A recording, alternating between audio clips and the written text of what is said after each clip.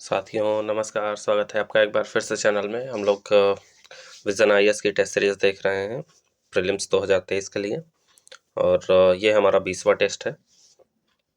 हमारे 19 टेस्ट हो चुके हैं, 20वां टेस्ट है जिसमें हम आज 76 से लेके 100 तक के प्रश्नों को देखेंगे और अभी तक हमने देखा 51 से लेके 75 तक के प्रश्नों को। पिछले वीडियो अगर आपने नहीं देखी है तो देख लीजिए, चैनल पे है, ठीक है। और आज हम करंट अफेयर्स को शामिल करते हुए 76 से लेके 100 तक के प्रश्नों को शामिल करेंगे। हमने 75 तक देखा है तो आगे चलते हैं, बढ़ते हैं। आज का हमारा पहला प्रश्न है, पुरा पाषाण युग के संदर्भ में निम्नलिखित कथनों पर विचार कीजिए। ठीक है, पुरा पाषाण युग ध्यान से पढ़िएगा, ठीक है। पुरा पाषाण युग, पाषाण युग में भी पुरा पाषाण युग, ठीक है। पाषाण युग 3 तरह का हुआ, जानते ही हैं, हाँ। पुरा पाषाण काल, मध्य पाषाण काल और नवपाषाण काल, ठीक है। अब ये पुरा पाषाण काल के बारे में पूछ रहा है, ठीक है। तो पुरा पाषाण काल भी जो है 3 भागों में बटा, जानते ही हैं, पुरा पाषाण युग, मध्य पुरा पाषाण युग और उत्तर पुरा पाषाण युग, ठीक है। ये तो जानते ही हैं। तो उसी से रिलेटेड ये प्रश्न पूछा है पहला कथन कि पुरा पाषाण युग में मनुष्य को कृषि का ज्ञान नहीं था। तो पहला सही है, बिल्कुल, क्योंकि पूरा पाषाण युग जो है आखेटक युग था, खाद्य संग्राहक जो है युग था, ठीक है।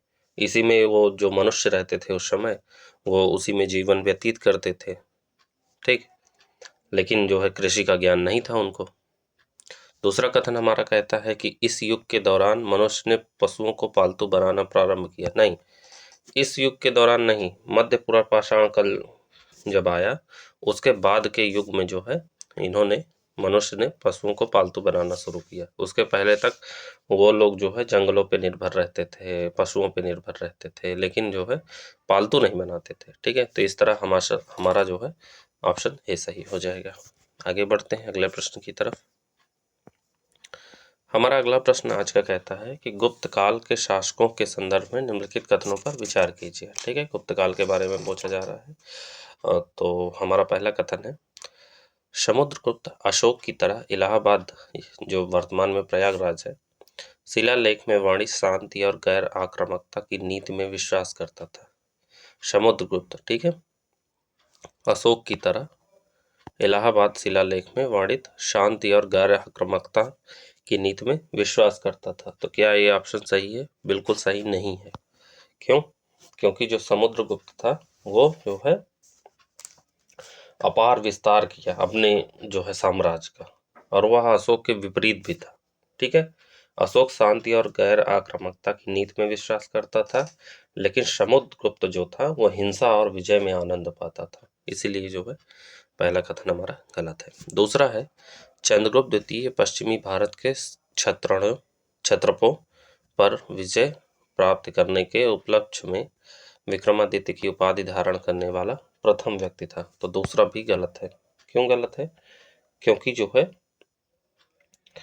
चंद्रगुप्त द्वितीय ने विक्रमादित्य की उपाधि धारण की, ये तो बात सही है। यही उपाधि पहली बार जो है 58 से 57 ईसा पूर्व में उज्जैन के शासक ने पश्चिमी भारत में शक क्षत्रपों पर विजय पाने के उपलक्ष्य में धारण की थी। उज्जैन के शासक ने, ठीक है। उज्जैन के इस शासक को पारंपरिक रूप से सकरी या शकों का सरत्तु कहा जाता था। विक्रम संवत या काल जो है 58 से 57 ईसा पूर्व में शकों द्वारा प्रारंभ किया गया था, ठीक। तो इस प्रकार हमारा दूसरा कथन भी गलत है। तो कौन सा हमारा ऑप्शन सही हो जाएगा? हमारा ऑप्शन डी सही हो जाएगा। ना तो एक ना तो दो, दोनों गलत है मतलब, ठीक है। आगे बढ़ते हैं अगले प्रश्न की तरफ। अगला प्रश्न हमारा है, भारतीय इतिहास के संदर्भ में अग्रहार शब्द संदर्भित करता है। तो अग्रहार शब्द किस चीज को संदर्भित करता है? तो अग्रहार शब्द संदर्भित करता था शाही संरक्षण के रूप में ब्राह्मणों को दिए जाने वाले भूमि अनुदान को, ठीक है। अग्रहार जो है उस भूभाग को कहते थे जो ब्राह्मण को दान दिया जाता था। राजा द्वारा ब्राह्मणों से भूमि कर और अन्य प्रकार के कर वसूलते नहीं थे, ठीक है। और ब्राह्मणों को स्वयं स्थानीय लोगों से कर वसूलने का अधिकार था। इसे अग्रहार कहा गया। ठीक है, तो ऑप्शन ए सही हो जाएगा हमारा। ठीक, आगे बढ़ते हैं अगले प्रश्न की तरफ। हमारा अगला प्रश्न है, सूफीवाद के संदर्भ में निम्नलिखित युग्मों पर विचार कीजिए। ठीक है, एक तरफ शब्द दिए गए हैं, एक तरफ अर्थ दिए गए हैं और पूछा है कौन से सही सुमेलित हैं। सूफीवाद अगर आपने पढ़ा होगा, ठीक है, तो जानते होंगे तज़किरा। तज़किरा किसे कहा जाता था? तज़किरा कहा जाता था सूफी संतों की जीवनियों का विवरण को। ठीक है, ये हो जाएगा, सही हो जाएगा। ठीक है, सूफी संतों की जो जीवनियाँ होती थी उनका विवरण होता था, जो उसे तज़किरा कहा जाता था। भारत में लिखा गया पहला सूफी तज़किरा मीर खुर्द किरमानी का सियार उल औलिया है। ठीक है, उसे 14वीं शताब्दी में लिखा गया। यह तज़किरा मुख्यतः चिश्ती संतों के बारे में था। ठीक, अगला है मुक्तवाद। मुक्तवाद वो होते थे जो वो पत्र होते जो सूफी संतों द्वारा अपने अनुयायियों और सहयोगियों को लिखे गए पत्र होते थे। ठीक है, तो सूफी संतों द्वारा अपने अनुयायियों और सहयोगियों को लिखे गए पत्र होते थे मुक्तवाद। ठीक है, तो ऑप्शन पहला गलत है, दूसरा भी गलत है। ठीक है, उल्टा दोनों दिया गया है। तीसरा है मुल्फुजात। तो मुल्फुजात होता था सूफी संतों के बीच बातचीत वाले ग्रंथ को मुल्फुजात कहा जाता था। तीसरा कथन हमारा सही है, तो ऑप्शन हमारा सी सही हो जाएगा। ठीक है, मुल्फुजात सूफी संतों की बातचीत, तो ऑप्शन सी सही हो जाएगा, केवल तीसरा सही है। आगे बढ़ते हैं, अगला प्रश्न पूछा है, सिंधु घाटी सभ्यता के संदर्भ में निम्नलिखित कथनों में कौन सही नहीं है। ठीक है, तो सिंधु घाटी सभ्यता के बारे में पूछा जा रहा है, तो उसमें से एक सही नहीं होगा। तो पहला कथन है हमारा, सिंधु घाटी सभ्यता के दौरान शवों को गड्ढे में दफनाने का प्रचलन था। बिल्कुल सही है, सिंधु घाटी सभ्यता में जो है शवों को गड्ढे में दफनाया जाता था, जानते ही हैं, है ना। ठीक, कुछ मामलों में शवों को मृदभांड और आभूषणों के साथ दफनाया जाता था, जो एक ऐसी मान्यता की ओर संकेत करते हैं जिसके अनुसार इन वस्तुओं का मरणोपरांत प्रयोग किया जा सकता है। ठीक है, तो लोगों को ऐसा लगता था कि जो व्यक्ति मर गया है, हो सकता है मरने के बाद वो इसका इस्तेमाल करें। ठीक है, और अगला कथन है, सिंधु घाटी के लोगों ने मेसोपोटामिया के साथ व्यापारी संबंध स्थापित किए थे। बिल्कुल सही है, मेसोपोटामिया के साथ जो है उनके व्यापारिक संबंध थे। मेसोपोटामिया का साहित्य मेलुहा नामक क्षेत्र के साथ व्यापार को संदर्भित करता है, जिसे सिंधु घाटी सभ्यता के अधिकृत क्षेत्र के रूप में पहचाना जाता है। ये लेख मेलुहा के उत्पादों का उल्लेख करते हैं, जैसे कार्नेलियन, लाजवर्द, मणि, तांबा, सोना और विभिन्न प्रकार की लकड़ियों के बारे में। ठीक है, अगला कथन है हमारा, सिंधु घाटी सभ्यता के लोग बाट और माप की एक मानक प्रणाली का उपयोग करते थे। तो ये भी सही है, बिल्कुल सही है, सिंधु घाटी सभ्यता के लोग बाट और माप की एक मानक प्रणाली का प्रयोग करते थे। इन बाटों के निचले मानदंड द्विधारी यानी 1, 2, 4, 8, 16, 32 इत्यादि 12,800 तक थे। ठीक है, जबकि ऊपरी मानदंड दशमलव प्रणाली का अनुसरण करते थे। ये बाट चर्ट नामक पत्थर से बनाए जाते थे। ठीक है, अगला कथन है, सिंधु घाटी के लोग सोने यानी धातु के बारे में अनभिज्ञ थे। गलत प्रश्न है, गलत कथन है। ठीक है, तो ऑप्शन डी हो जाएगा हमारा, सही नहीं है पूछा है तो ऑप्शन डी हो जाएगा। क्यों? क्योंकि सिंधु घाटी के लोगों को सोने के बारे में जानकारी थी तथा सिंधु घाटी स्थलों पर सोने के आभूषणों की खोज की गई है।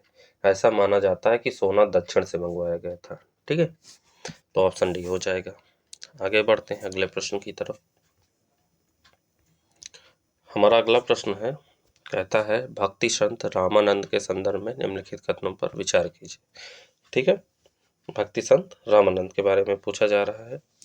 पहला कथन हमारा कहता है कि उन्होंने विष्णु के स्थान पर राम की उपासना का प्रवर्तन किया। बिल्कुल सही है, जो संत रामानंद थे उन्होंने विष्णु के स्थान पर राम की उपासना का प्रवर्तन किया था। ठीक है, 14वीं शताब्दी के वैष्णव कवि थे ये। इनका जन्म जो है प्रयागराज इलाहाबाद में हुआ था तथा वो प्रयाग के अलावा बनारस में भी रहते थे। ठीक है, उन्होंने भक्ति का उपदेश चारों वर्णों के लोगों को दिया तथा सभी जाति के लोगों को, जिनमें भिन्न जाति के लोग भी शामिल थे, उनको अपना शिष्य बनाया। ठीक है, अगला कथन है, वे कबीर के लेखन से बहुत प्रभावित थे। तो अगला कथन गलत है। क्यों? क्योंकि कबीर 15वीं शताब्दी के भारतीय रहस्यवादी कवि और संत थे। जिनके लेखन ने हिंदू धर्म के भक्ति आंदोलन को काफी प्रभावित किया।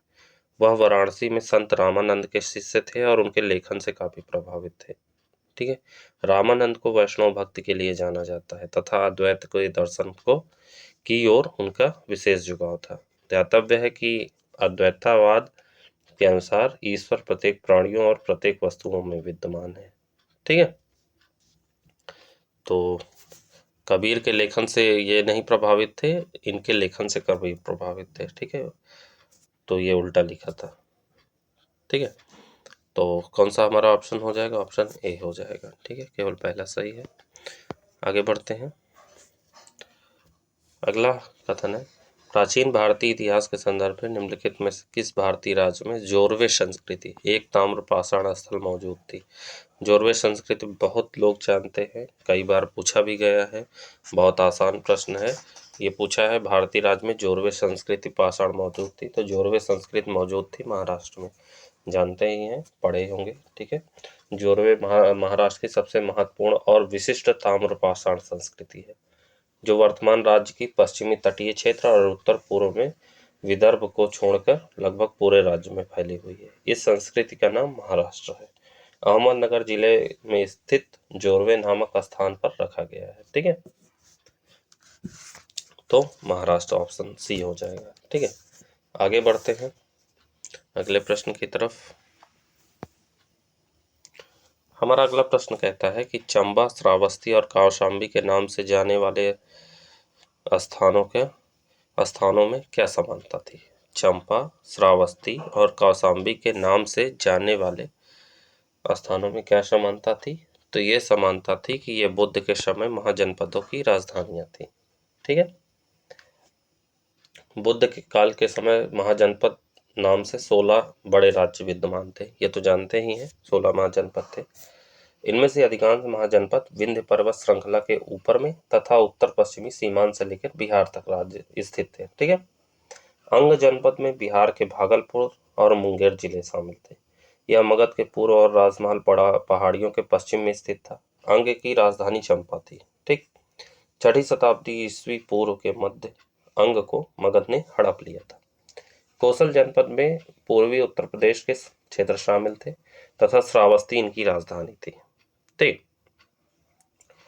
अयोध्या, साकेत और श्रावस्ती जैसे बड़े शहरों को अपने नियंत्रण में रखकर कौशल एक संपन्न राज्य बन गया था। कौशल में कपिलवस्तु के शाक्य गणतंत्र का जनजातीय क्षेत्र भी शामिल था। ध्यातव्य है कि भगवान बुद्ध का जन्म भी कपिलवस्तु क्षेत्र में हुआ था। पश्चिम में यमुना नदी के तट पर वस्त जनपद था, जिसकी राजधानी कौशाम्बी थी। वत्स कुरु वंश के थे, जो हस्तिनापुर छोड़कर इलाहाबाद के निकट कौशाम्बी में बस गए थे। ठीक है। तो ऑप्शन हमारा डी सही हो जाएगा।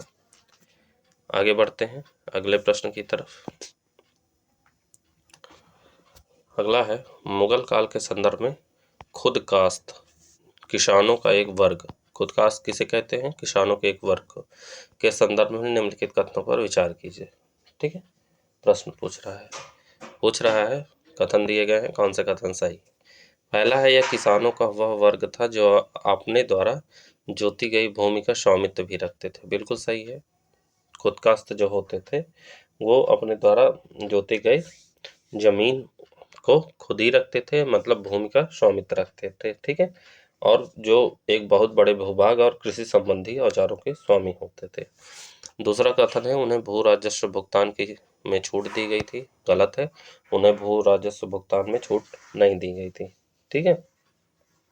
वो भू राजस्व का भुगतान करते थे। उनमें से कुछ खुद कास्तों के पास बहुत से हल और बैल थे, जिन्हें वे अपने गरीब साथियों यानी कि काश्तकारों या मुजारियन को इस्तेमाल करने के लिए देते थे। काश्तकार या मुजारियन उच्चतर दरों पर भू राजस्व का भुगतान करते थे। ये दो समूह ग्रामीण क्षेत्र के किसानों में सबसे बड़े वर्ग थे। तीसरा है, मुजारियन द्वारा प्रायः उनका शोषण किया जाता था। तो तीसरा भी हमारा गलत है। क्यों? क्योंकि मुजारियन खुद कास्त के गांव से ही संबंध रखते थे, लेकिन उनके पास ना तो भूमि थी ना ही कृषि औजार, इसलिए वे इनकी आपूर्ति के लिए खुद कास्ट पे निर्भर रहते थे। ठीक है। और खुद कास्ट स्वयं को गांव का मूल निवासी कहते थे। वे प्रायः यह एक ही प्रमुख जाति और जातियों के होते थे। ये जातियां न केवल गांव के समाज में प्रभावशाली थीं, अपितु अन्य जातियों या कमजोर वर्गों का शोषण भी किया करती थी। इसी तरह प्रायः जमींदार इनका शोषण करते थे। ठीक है, तो ऑप्शन हमारा कौन सा इसमें सही हो जाएगा? ऑप्शन ए सही हो जाएगा। ठीक, आगे बढ़ते हैं अगले प्रश्न की तरफ। अगला प्रश्न कहता है कि आगरा स्थित फतेहपुर सीकरी के संदर्भ में निम्नलिखित कथनों पर विचार कीजिए। ठीक है, आगरा में जो फतेहपुर सीकरी है उसके संबंध में विचार पूछा गया है और कौन सा कथन सही है। पहला कथन हमारा कहता है कि यह शहर पूर्ण रूप से सफेद संगमरमर से बना हुआ है। गलत है। क्यों? क्योंकि जो है यह जो है लाल बलुआ पत्थर से निर्मित एक शहर है, ना कि सफेद संगमरमर से। ठीक है, इसका निर्माण किसने करवाया था अगर पूछे तो? इसका निर्माण जो है मुगल सम्राट जलालुद्दीन मोहम्मद अकबर ने महान सूफी संत शेख सलीम चिश्ती के सम्मान में करवाया था। ठीक है, अगला है फतेहपुर सीकरी में बुलंद दरवाजे का निर्माण अकबर की गुजरात विजय के बाद करवाया गया था। तो ये कथन हमारा सही है। क्यों?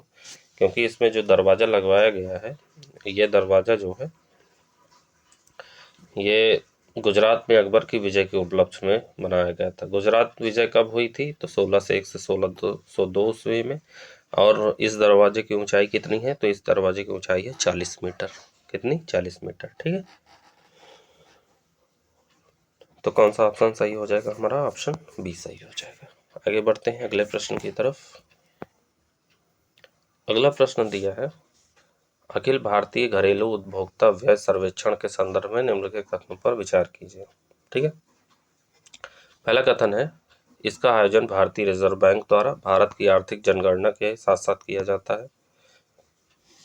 दूसरा है इसमें गैर खाद्य पदार्थों से संबंधित वस्तुओं और सेवाओं के उपभोग पर व्यय के संबंध में जानकारी एकत्रित की जाती है। कौन सा कथन सही है? तो देखिए, पूछा गया है अखिल भारतीय घरेलू उपभोक्ता व्यय सर्वेक्षण। ठीक है, ये ध्यान से पढ़िएगा। तो पहला कथन कहता है कि इसका आयोजन भारतीय रिजर्व बैंक द्वारा भारत की आर्थिक जनगणना के साथ किया जाता है। बिल्कुल गलत है। क्यों गलत है? क्योंकि एनएसओ जो होता है यानी राष्ट्रीय सांख्यिकी कार्यालय द्वारा भारतीय घरेलू उपभोक्ता व्यय सर्वेक्षण आयोजित किया जाता है, ना कि रिजर्व बैंक द्वारा। ठीक है, पहली बात। दूसरी बात यह है कि एक लंबे अंतराल के बाद इस सर्वेक्षण को फिर से शुरू किया गया है, क्योंकि ये करंट का सवाल है। इसके अलावा राष्ट्रीय सांख्यिकी कार्यालय द्वारा संपन्न किया जाता है, जो कि एनएसओ सांख्यिकी और कार्यक्रम कार्यान्वयन मंत्रालय के अधीन कार्य करते हैं। तो पहला हमारा गलत है। ठीक, दूसरा क्या है? दूसरा कथन है कहता है इसमें केवल गैर खाद्य वस्तुओं से संबंधित वस्तुओं और सेवाओं के उपभोग पर व्यय के संबंध में जानकारी एकत्रित की जाती है। तो दूसरा भी कथन हमारा गलत है। क्यों गलत है? क्योंकि इसमें जो है घरेलू उपभोक्ताओं द्वारा उपभोक्ता वस्तुओं और सेवाओं की खपत पर खर्च के बारे में जानकारी एकत्र करता है। ठीक है, खपत पर खर्च के बारे में।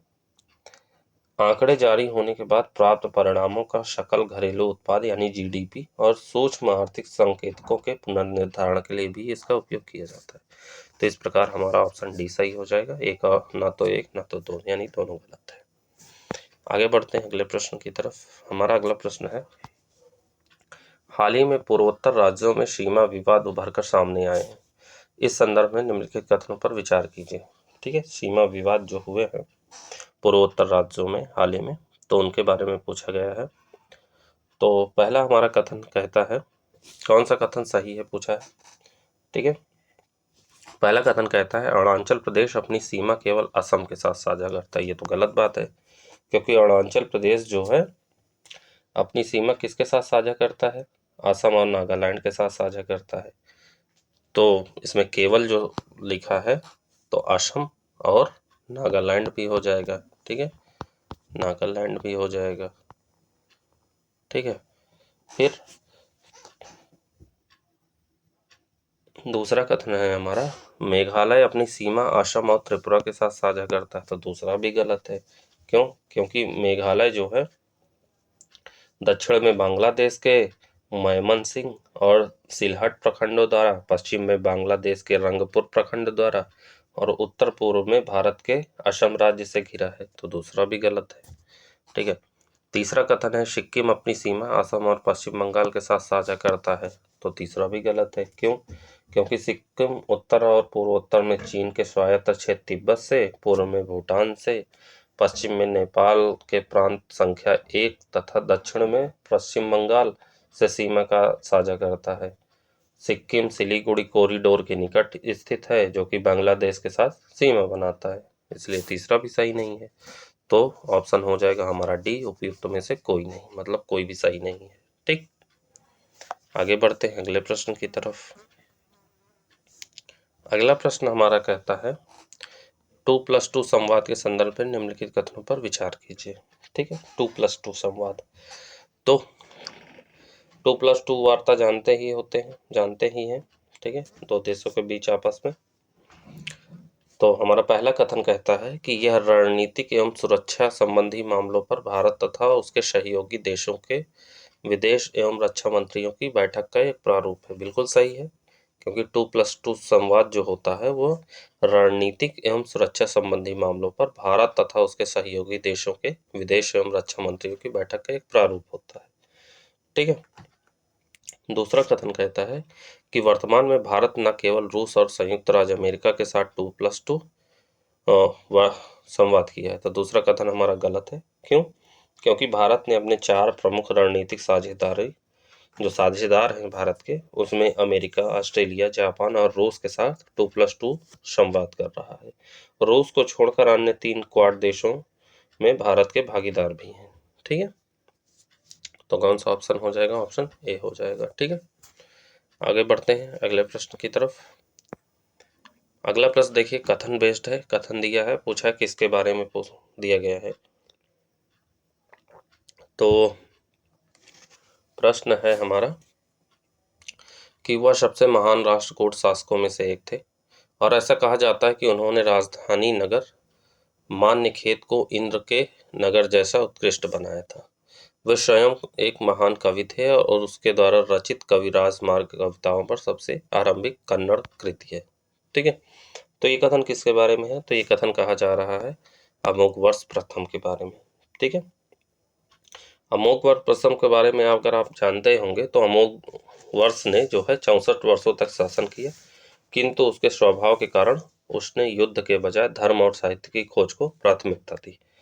ठीक है, और वह स्वयं एक लेखक था और उसे कविराज मार्ग के नाम से काव्यों पर पहली कन्नड़ पुस्तक लिखने का श्रेय दिया जाता है। वह एक महान निर्माता था और ऐसा कहा जाता है कि उसने राजधानी नगर मान्यखेत को इंद्र के नगर जैसा उत्कृष्ट बनाया था। ठीक है, तो ऑप्शन सी हमारा सही हो जाएगा। आगे बढ़ते हैं अगले प्रश्न की तरफ। हमारा अगला प्रश्न कहता है भीमबेटका की शैल कला के संदर्भ में निम्नलिखित कथनों पर विचार कीजिए। ठीक है, भीमबेटका की जो शैल कलाएं हैं उनके बारे में, शैल कला है उनके बारे में पूछा जा रहा है। पत्थरों पे जो कलाकृतियां बनाई गई हैं उनके बारे में पूछा जा रहा है। पहला कथन हमारा कहता है, अच्छा पूछा है कौन सा सही है। ठीक है, पहला कथन हमारा कहता है भीमबेटका की गुफाओं की खोज पुरातत्वविद V.M. वाकड़कर द्वारा की गई थी। बिल्कुल सही है, क्योंकि भीमबेटका के जो ये खोज है वो 1957 से 58 में V.S. वाकड़कर द्वारा की गई थी। ठीक है, ये जो है भीमबेटका की शैल कलाकृति को शैली, तकनीक के और आधार के अनुसार कई श्रेणियों में वर्गीकृत किए गए हैं। रेखा चित्रों तथा चित्रकारियों को 7 ऐतिहासिक कला विधियों में वर्गीकृत किया गया है। ठीक है, पहला काल है उत्तर पुरापाषाण काल, दूसरा है मध्य पुरापाषाण काल और तीसरा है ताम्र पुरापाषाण युग। इन तीनों काल विधियों के पश्चात केवल 4 ऐतिहासिक कला विधियां आती हैं। ठीक है, अगला है दूसरा कथन है भीमबेटका के मध्य पुरापाषाण युग के चित्र उत्तर पुरापाषाण युग के चित्रों से छोटे हैं। बिल्कुल दूसरा भी कथन सही है।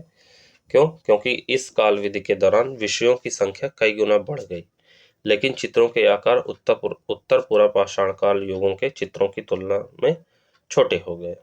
ठीक है, इस दौरान शिकार के दृश्यों को प्रमुखता दी गई। ठीक है, शिकार के दृश्यों में लोगों को समूह बनाकर कांटेदार भाले, नोकदार डंडे, तीर, कमान लेकर पशुओं का शिकार करते हुए दिखाया गया है। कुछ चित्रों में आदि मानवों को जाल और फंदों के साथ पशुओं को पकड़ने की कोशिश करते हुए भी दर्शाया गया है। ठीक है, शिकारियों को साधारण कपड़े और आभूषण पहने हुए चित्रित किया गया है। कुछ चित्रों में नर पशुओं को सुंदर कपड़ों में बनाया गया है, जैसे कुछ को मुखौटे पहने हुए दर्शाया गया है। ठीक है, तीसरा कथन हमारा है कि जब मध्य पाषाण काल युगीन चित्रकलाओं में पशुओं को प्राकृतिक अवस्था में चित्रित किया गया है, जबकि मनुष्यों को कलात्मक रूप से साज सज्जा के साथ सुरुचिपूर्ण रीत से प्रस्तुत किया गया है। तो तीसरा भी कथन हमारा सही है। क्यों? क्योंकि पशुओं को प्राकृतिक रूप से चित्रित किया गया है, जबकि न मनुष्यों को जो है कलात्मक एवं अलंकृत रूप से प्रस्तुत किया गया है। ठीक है, तो भीमबेटका के कलाकारों में जो है सफेद, पीले, नारंगी, लाल, गेरू, बैगनी, भूरा रंग, हरा और काला रंग सभी विभिन्न रंगों का प्रयोग किया गया है, लेकिन सफेद और लाल उनके अधिक पसंदीदा रंग थे। ठीक है, तो इस प्रकार हमारा ऑप्शन डी सही हो जाएगा। ठीक है, मतलब तीनों सही हैं। आगे बढ़ते हैं अगले प्रश्न की तरफ।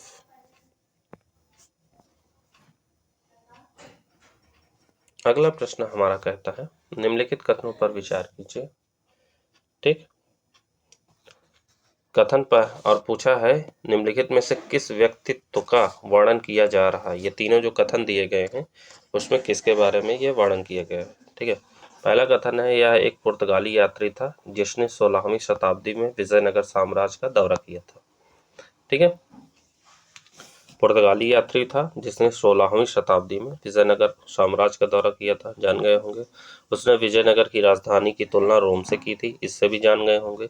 उसने नालियों और तालाबों द्वारा सिंचाई प्रणाली, विजय के भवन या महानवमी डिब्बा और बाजार के बारे में सुस्पष्ट विवरण दिया है। तो तीसरा भी से हम जान गए होंगे कि विजय के भवन और महानवमी डिब्बा और बाजार के बारे में सुस्पष्ट वर्णन किसने दिया है, तो निकोलो डी कोंटी है। ठीक है, निकोलो डी कोंटी जो है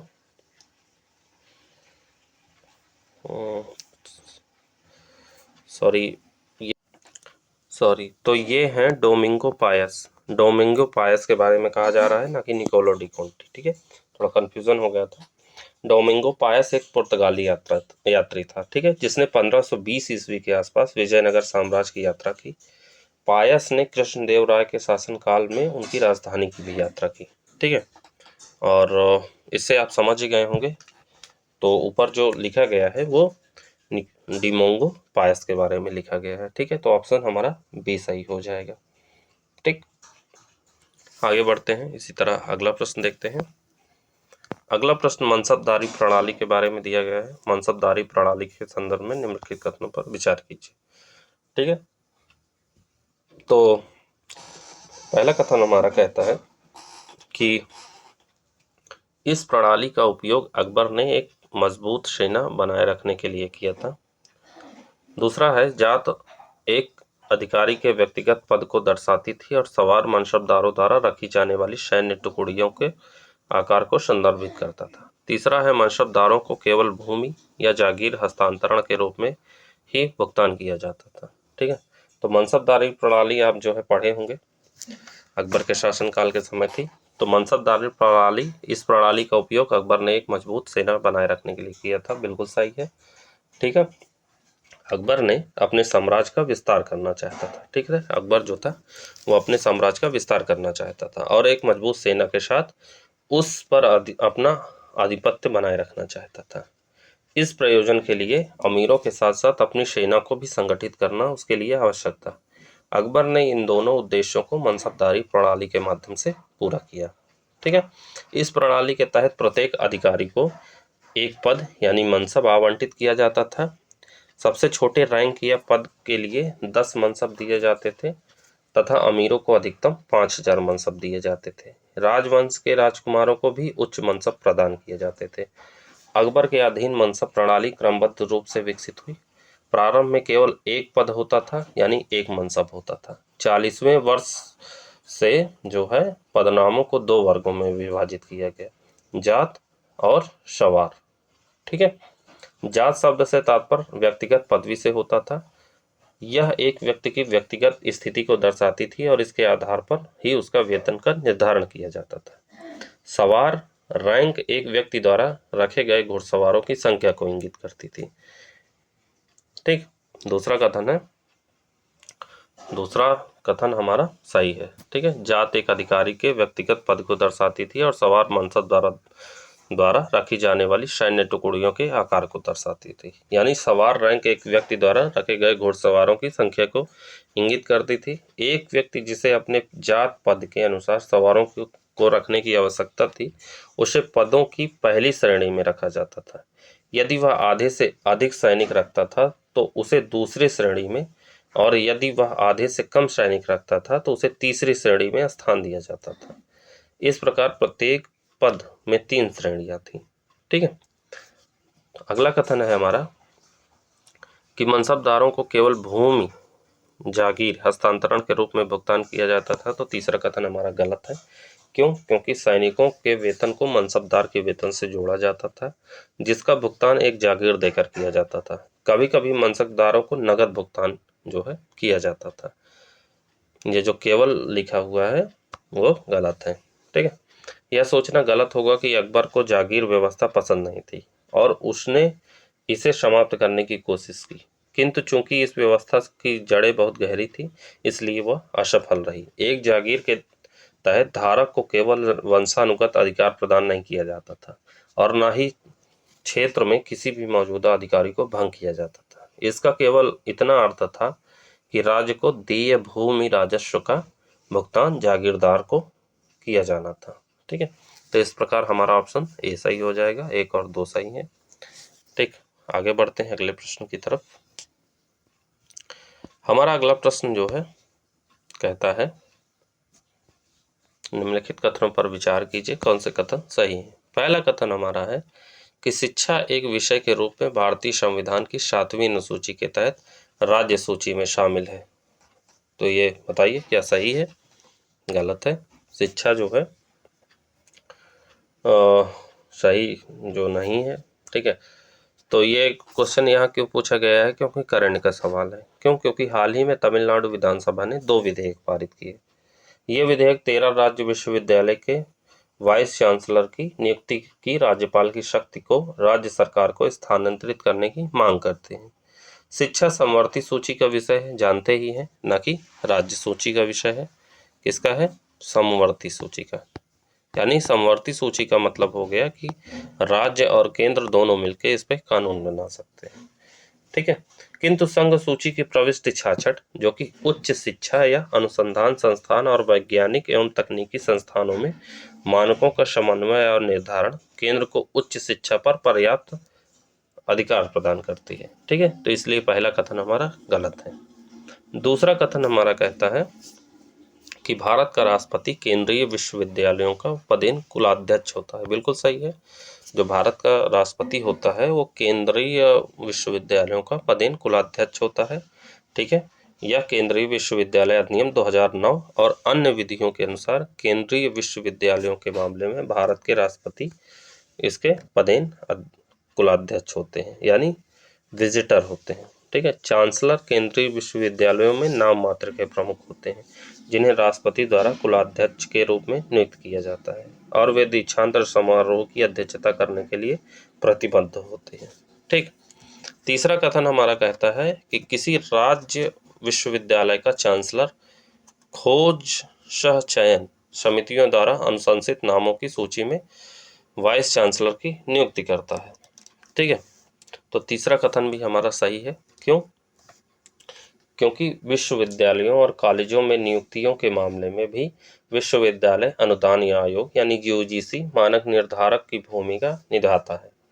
यूजीसी विश्वविद्यालयों और कॉलेजों में शिक्षकों और अन्य शैक्षणिक कर्मचारियों की नियुक्ति के लिए न्यूनतम योग्यता एवं उच्च शिक्षा में मानकों के रखरखाव के लिए अन्य उपाय यानी विनियम 2018 के अनुसार कुलाध्यक्ष, चांसलर, अधिकांश राज्यों में राज्यपाल खोज सह चयन समितियों द्वारा अनुशंसित नामों की सूची में से वाइस चांसलर की नियुक्ति करते हैं, इसलिए कथन तीसरा सही है। ठीक है, और थोड़ा जान लीजिए कि उच्च शिक्षण संस्थानों, विशेष रूप से जो यूजीसी से वित्त प्राप्त करते हैं, उनके लिए इनके नियमों का पालन करना अनिवार्य होता है। सामान्य तौर पर केंद्रीय विश्वविद्यालयों के मामले में इनका पालन बिना किसी बाधा के किया जाता है, किंतु कभी कभी राज्य विश्वविद्यालयों के मामले में भी राज्यों द्वारा इसका विरोध किया जाता है। ठीक है, तो इस प्रकार हमारा कौन सा ऑप्शन सही हो जाएगा? इस प्रकार हमारा ऑप्शन बी सही हो जाएगा, दूसरा और तीसरा सही है।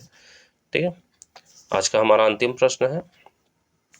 अंतिम प्रश्न कहता है कि कश्मीर के मोहम्मद हुसैन, जिन्हें अकबर के दरबार में जरीन कलम के नाम से जाना जाता था, वे थे। तो कश्मीर के हैं मोहम्मद हुसैन, अकबर के दरबार में उन्हें जरीन कलम के नाम से जाना जाता था। इंपॉर्टेंट क्वेश्चन है, पूछा जा सकता है। ठीक है, याद रखिएगा। तो किसे जाना जाता था? तो वो जाना जाता था एक सुलेखक को। ठीक है, जान लीजिए, मोहम्मद हुसैन अल कातिब कश्मीरी, 1575 से 1605 ईस्वी, 1575 से 1605 ईस्वी।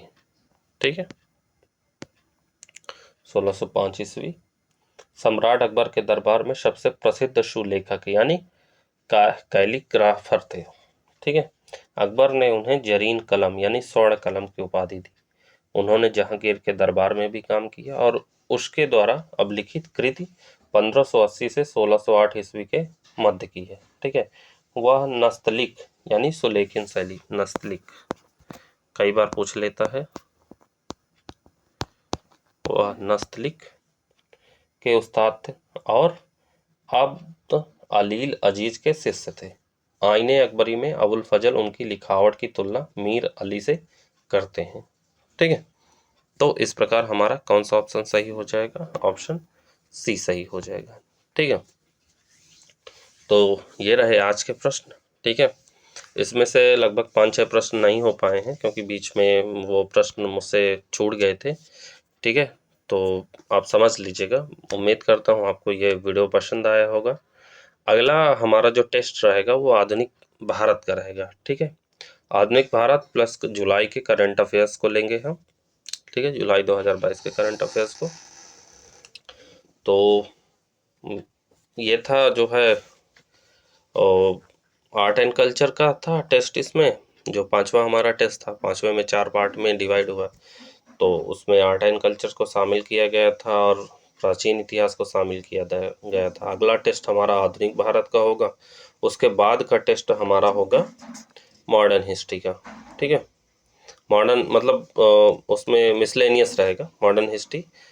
पिछले वाली वीडियो में हम लोग जो है प्राचीन और मध्यकालीन भारत को हमने शामिल किया था। ठीक, तो इस प्रकार हमारा जो है आज का ये 20वां टेस्ट था। उम्मीद है आपको पसंद आया होगा, पसंद आया तो लाइक करिए। चलिए मिलते हैं अगले वीडियो में, तब तक के लिए जय हिंद, जय Bharat, thank you so much.